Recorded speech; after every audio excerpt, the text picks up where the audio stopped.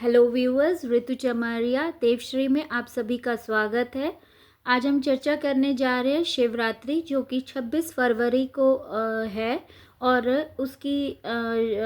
और उससे पहले 21 फरवरी को अष्टमी पड़ रही है, जो कि काल भैरव का प्राकट्य दिन भी माना जाता है। और महाकुंभ के दौरान इसका महत्व और ज़्यादा बढ़ जाता है, क्योंकि शाही स्नान, लास्ट स्नान जो महाकुंभ का है वो 26 फरवरी का है। इसलिए इस पर्व को भी, इस समय को भी, इस काल को भी बहुत शुभ माना जाता है। अष्टमी का, इसको कालाष्टमी भी कहा जाता है। और इधर से इस उसी के साथ मैं एक कथा सुनाऊंगी, जो कि उत्पत्ति कैसे हुई और जो कि मानी जाती है कि वैसे तो विष्णु पुराण में और शिव पुराण में अलग अलग कथाएं बताई गई है उत्पत्ति की, कि शिव जी की उत्पत्ति कैसे हुई। नाभि के तेज से कमल पर विराजमान ब्रह्मा जी उत्पन्न हुए, माथे के तेज से महादेव का जन्म हुआ, ऐसे करके बहुत सारी कथाएं हैं। लेकिन एक विशेष कथा जो मानी जाती है, जो बहुत विशेष मानी जाती है, वो कथा का विवरण करने जा रही हूँ। एक बार विष्णुदेव और ब्रह्मदेव में यह विवाद हुआ कि कौन श्रेष्ठ है। एक दूसरे को अपनी संतान बताने लगे। उसी समय एक अग्नि स्तंभ प्रकट हुआ और घोषणा की कि जो इस स्तंभ का आदि और अंत ढूंढ लेगा वही श्रेष्ठ माना जाएगा। ब्रह्मदेव ने हंस का रूप धारण कर स्तंभ का शीर्ष ढूंढने का प्रयास किया, जबकि भगवान विष्णु ने वराह का रूप।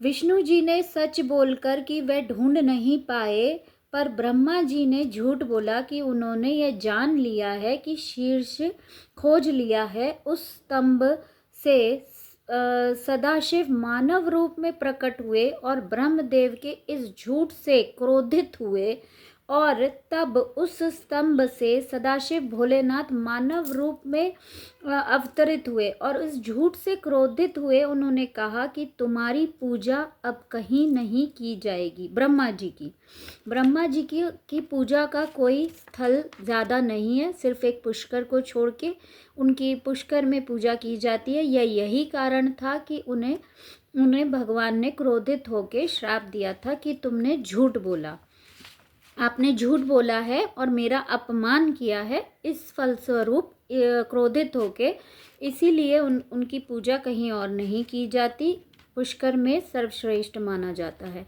क्रोध में आकर ब्रह्मदेव के जो पांचवा मुख था, वह जिसके परिणाम स्वरूप क्या हुआ, क्रोध आ गया उनको,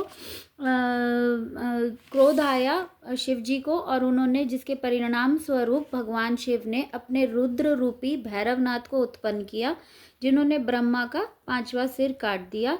ब्रह्म हत्या का पाप लगने के कारण वह सिर भैरवनाथ हाथों से अलग नहीं हुआ और वह इसी तरह ब्रह्मांड में भ्रमण करते रहे, जिससे वह काल यानी समय से भी आगे निकल गए। अंत में काशी में ब्रह्मा का सिर गिर गया। वहाँ काशी में जो था, वो ब्रह्मा का जो सिर था वो गिर गया, और तभी वह पाप मुक्त हो गए। शिव जी पाप मुक्त हो गए। ब्रह्म हत्या का पाप तो लग गया ना, क्योंकि ब्रह्मा जी का सिर काट दिया था। तब भगवान शिव ने घोषणा की कि काल भैरव ने काल समय चक्र पर विजय प्राप्त कर ली है, इसलिए काल भैरव का नाम पड़ा और काशी के रक्षक होंगे, यह घोषणा की। इसीलिए लोगों को नकारात्मकता से बचाते हैं। यह वह देवता है जो नकारात्मक ऊर्जा का नाश करते हैं और भक्तों की रक्षा करते हैं, और यह कलयुग के भी देवता माने जाते हैं। काल भैरव कलयुग के प्रमुख देवताओं में से माना गया है। यह कथा है, लेकिन यह जो शिवरात्रि पड़ती है, इसी दिन लिंग की सबसे पहले पूजा विष्णु जी ने करी थी। और भगवान जब विष्णु जी ने सच बोला और ब्रह्मा जी ने झूठ बोला, तो ब्रह्मा जी का इस तरह से सर काट के उन्होंने और वो किया। और तब भगवान ने यह भी घोषणा की कि ब्रह्मा जी सृष्टिकर्ता होंगे और विष्णु जी पालनकर्ता कहलाए जाएंगे और शिव जी एक डिस्ट्रॉयर हैं। मतलब इसीलिए और यह भी कहा गया है कि अब मैं बताना चाहूँगी कि शिव जी के ग्रह और शिव जी के 11 बच्चे हैं। 11 बच्चों में से मेन मैं नाम लेना चाहूँगी Lord Ganesh, Lord Kartikeya, Lord Ayyappan, Lord Andhaka, Lord Ashok Sundari, Lord Mansa Devi, goddess Mansa Devi, goddess Jyoti, goddess Bhuma, goddess वो सुकेश, जलंधर और खुजा। इस तरीके से इनके 11 ये बच्चे हैं और 5 पुत्रियां हैं जो कि नाग कन्याएं हैं, जिनके अंदर से जिनकी पूजा सर्वश्रेष्ठ मानी जाती है और कलश के ऊपर इनका विराजमान रहती हैं। जो आप कलश ऊपर ऐसे मटका जो रहता है जिसमें से पानी जाता है, उस मटके में ये 5 नाग कन्याओं का विराजित रहती हैं, जिनका नाम इस तरीके से है जया, विषहरा, श्यामलीवारी, देव, दौतुली। इनको याद करने से सर्प का भय नहीं होता। आपको रात को नाम 5 लेने, इन कन्याओं का नाम लेने से नींद भी अच्छी आती है, ऐसा शिव पुराण में कथित बताया जाता है। अब मैं बताना चाहूँगी पार्वती जी के भाई कौन है। पार्वती जी के भाई हैं कृष्ण जी। कृष्ण जी भगवान माता पार्वती के भाई बताए गए हैं। इनके शिव जी के न माता है, न पिता है, न आदि है, न अंत है। यही कथा में प्रचलित कथाओं में बताया गया है। हाँ, शनि देव को पार्वती माँ ने ज्येष्ठ पुत्र का आशीर्वाद दिया हुआ है। तो आगे इसके साथ भी एक कथा जुड़ी हुई है, फिर कभी बताऊंगी, लेकिन एक छोटा सा बताना ज़रूर चाहूँगी। जब ये बात चली है कि शनि देव को ज्येष्ठ पुत्र की संज्ञा माना था माता पार्वती ने, इसलिए वे भी पुत्र समान माने जाते हैं। और ग्रह मंडल में सबसे बड़ा अधिकार, अपने पिता से भी बढ़कर उनको अधिकार मिलेगा, इसका आशीर्वाद भी माँ पार्वती ने शनि देव को दिया। इसीलिए ग्रह मंडल में सबसे उच्च देवता की श्रेणी में सबसे उच्च माना गया है शनिदेव को। यही कारण है क्योंकि उन्हें माता पार्वती से आशीर्वाद मिला था, वरदान मिला था कि ग्रह मंडल में सबसे अधिक प्रभावशाली आप रहेंगे और सूर्य देव से भी अधिक पूजा आपकी की जाएगी। तो इस और ज्येष्ठ पुत्र माना था। इसी तरीके से मैं ये बताना चाहूँगी कि जो पूजा की मैं अलग एक विधि और एक अलग वीडियो आपको सेकंड वीडियो में बताऊंगी कि पूजा का क्या नियम है, कैसे की जाती है। पर यही बताना चाहूँगी कि शिव जी और कृष्ण जी 2 ऐसे देवता हैं जो कि बहुत प्रमुख माने जाते हैं। इनका यही एक बात कहना चाहूँगी कि जो लोग शिव जी की पूजा करते हैं या तपस्या करते हैं और प्रसन्न करते हैं, क्योंकि भगवान दानव और मानव दोनों के हैं, कोई नेगेटिव नहीं है, कोई पॉजिटिव नहीं है उनके लिए। उनका काम है वरदान देना, तथास्तु करना।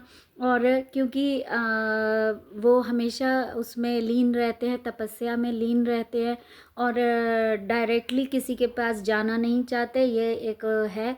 लेकिन वो उनके लिए कोई मतभेद नहीं है कि ये दानव है, ये अच्छा आदमी नहीं है, ये बुरा आदमी है, ये ऐसा है। उनको जो प्रसन्न कर लेता है वो उनको वरदान देते ही देते हैं। पर विष्णु जी अवतारित देवता हैं, धर्म आप उनसे जुड़ते हैं तो धर्म का ही काम करवाएंगे, धर्म का काम भी करवाते हैं, सब कुछ करवाते हैं, लेकिन वो बैलेंस करके चलते हैं। वो आएंगे, अगर कहीं गलत देखेंगे कि कोई इंसान बहुत गलत कर रहा है, गलत कार्य कर रहा है, तो वो आएंगे और he will come and balance, सब कुछ बैलेंस करके जाएंगे। उनके लिए ये नहीं है कि दानव ने पुकारा है तो उनके पास चले जाएंगे, नो, वो नहीं जाएंगे। वो जब तक वरदान नहीं देंगे, जब तक आप परोपकारी नहीं रहेंगे, उनकी कसौटी पे खरे नहीं उतरेंगे। लेकिन शिव जी के साथ ऐसा नहीं है।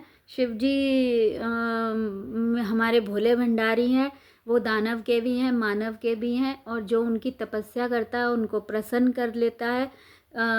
इसीलिए कहते हैं कि विष्णु जी के पास जाओ तो हो सकता है डिप्लोमेटिक हो, देरी हो जाएगी, काम नहीं होगा, लेकिन शिव जी के पास जाओगे तो सीधे जाओगे तो वो अपने आप ही बोलेंगे कि भगवान ये मेरा